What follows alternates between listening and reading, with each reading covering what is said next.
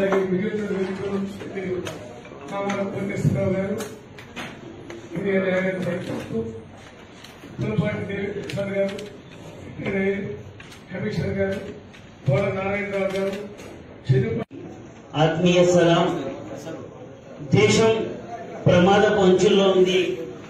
భారతదేశ భవిష్యత్తు అంధకారంగా మారబోతున్నటువంటి తరుణంలో భావి తరాల బంగారు భవిష్యత్తు కోసం ఆశా కిరణాలుగా విచ్చేసినటువంటి అశేష వివిధ రంగాల ప్రముఖులకు, అదేవిధంగా కాంగ్రెస్ పార్టీ రాష్ట్ర అధ్యక్షురాలు, మన వీరవనిత పోరాట యోధురాలు శ్రీమతి షర్మిలా మేడం గారికి, అదేవిధంగా పోరాటాల ఊపిరిగా సాగే ప్రయాణంలో మన రామకృష్ణన్న గారికి, లక్ష్మణన్న గారికి, పిల్సనన్న గారికి, అదేవిధంగా వేదిక అలంకరించిన బాబురావు అన్న గారికి, అదేవిధంగా వివిధ రకాల ప్రముఖులందరూ కూడా రాష్ట్ర ముస్లిం ఐక్యవేదిక తరఫున హృదయపూర్వక సలాం తెలియజేస్తున్నా.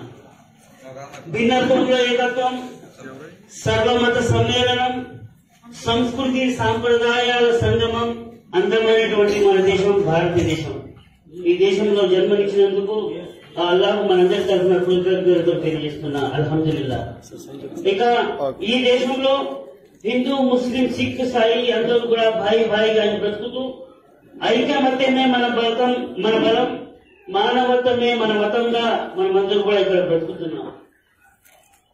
75 సంవత్సరాల స్వతంత్ర భారతావనికి ఎందరో త్యాగదనుల రక్తపు త్యాగాల పునాదుల మీద ఈ దేశానికి స్వాతంత్రం వస్తే మనమందరూ కూడా మహనీయుల మాట మన అందరి బాటగా మనమందరూ కూడా పాటిస్తూ వారి అడుగుజాడలో నడుస్తూ ఈ దేశాన్ని అభివృద్ధి పథంలోకి తీసుకుని వెళ్తున్నటువంటి తరుణంలో ముఖ్యంగా ఈ రోజు భారతరత్న మన రాజ్యాంగ నిర్మాత, అందరికీ ఆదర్శమూర్తి డాక్టర్ బాబాసాహెబ్ అంబేద్కర్ గారి మీద చేసినటువంటి అనుచిత వ్యాఖ్యలు సమస్త భారత జాతి మీద చేసినటువంటి వ్యాఖ్యలు.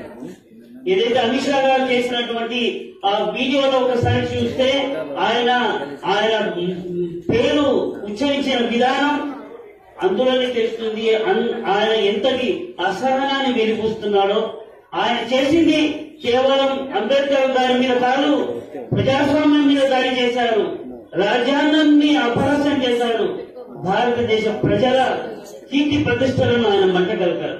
కాబట్టి ఈ వేదిక ద్వారా బేషరతుగా ఆయన క్షమాపణలు చెప్పి తన పదవికి రాజీనామా చేయాలని నేను డిమాండ్ చేస్తున్నా.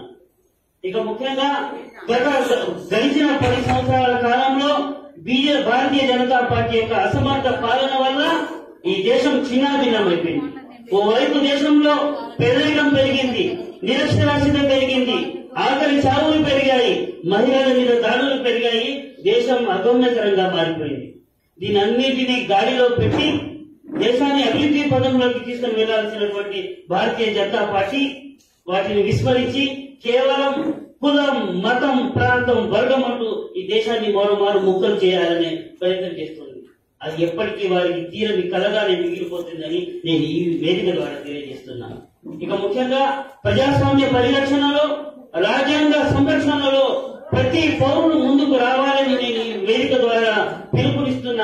సమయాభావం లేనందువల్ల చాలా మంది పెద్దలు మాట్లాడారు కాబట్టి నా మాటలను కుదిస్తూ ఏ విధంగా అయితే మన పెద్దలు వారి త్యాగాలతో మనకు స్వాతంత్రాలను అందించారో ఆ త్యాగాలను మనం కొనసాగించి భావి తరాల బంగారు భవిష్యత్తు కోసం మనమందరూ కూడా సంస్కృతి సాంప్రదాయాల సంరక్షణలో, సమైక్యవాదంతో సమసమాజ స్థాపన కోసం, నవ సమాజ నిర్మాణం వైపు మనమందరూ కూడా చేతులు కలిపి అడుగులు వేయాల్సిన సమయం ఆసన్నమైందని నేను ఆశిస్తూ మీ అందరికీ కూడా పిలుపునిస్తూ ఈ వేదిక ద్వారా ఆహ్వానాన్ని మాకు అందించినటువంటి ప్రతి ఒక్కరు కూడా హృదయపూర్వక కృతజ్ఞతలు తెలియజేస్తూ చివరిగా కొంతమంది కొన్ని కారుకూతలు కూస్తున్నారు.